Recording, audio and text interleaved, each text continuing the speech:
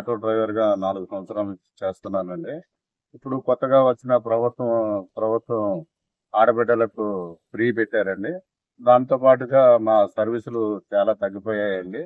అట్లాగే కస్టమర్‌కి సాటిస్ఫాక్షన్ కోసం ఆటోలో ఎల్ఈడీ టీవీ, కస్టమర్‌కి చెమట పట్టకుండా ఫ్యాన్లు ఇచ్చానండి.